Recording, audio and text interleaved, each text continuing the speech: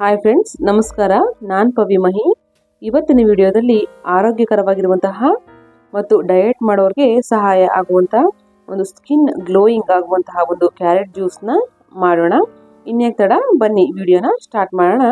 ಮೊದಲಿಗೆ ಒಂದು ಮಿಕ್ಸಿ ಜಾರ್ಗೆ ಒಂದು ಅರ್ಧ kg ಕ್ಯಾರೆಟನ್ನು ನೀಟಾಗಿ ವಾಶ್ ಮಾಡಿ ಚಿಕ್ಕದಾಗಿ ಕಟ್ ಮಾಡಿ ಹಾಕೋತಾ ಇದ್ದೀನಿ. ಸಿಪ್ಪೆ ತೆಗಿಬೇಕು.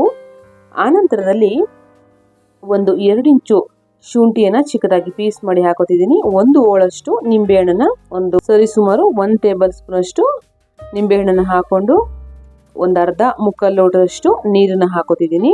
ಹಾಕೊಂಡು ಚೆನ್ನಾಗಿ 1 ನಿಮಿಷಗಳ ಕಾಲ ಬ್ಲೆಂಡ್ ಮಾಡಿಕೊಂಡ್ರೆ ನಮಗೆ ಜ್ಯೂಸ್ ರೆಡಿ ಆಗುತ್ತೆ.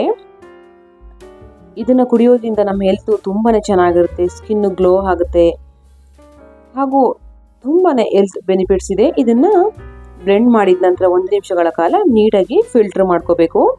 ಚೆನ್ನಾಗಿ ನಾವು ಇದನ್ನು ಫಿಲ್ಟರ್ ಮಾಡಿಕೊಂಡ್ರೆ ಅಲ್ಲಿ ಸಿಪ್ಪೆ ಬರುತ್ತೆ, ಅದು ವೇಸ್ಟು. ನೋಡಿ, ಇವಾಗ ಜ್ಯೂಸ್ ರೆಡಿ ಆಯಿತು.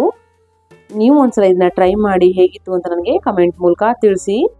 ನನ್ನ ಚಾನಲ್ಗೆ ಸಬ್ಸ್ಕ್ರೈಬ್ ಮಾಡಿ ವಿಡಿಯೋನ ನೋಡಿ ಅಂತ ಹೇಳ್ತಾ ಈ ವಿಡಿಯೋನ ಎಂಡ್ ಮಾಡ್ತಾ ಇದ್ದೀನಿ. ಅಲ್ಲಿವರೆಗೂ ಎಲ್ರಿಗೂ ನಮಸ್ಕಾರ. Thank you all.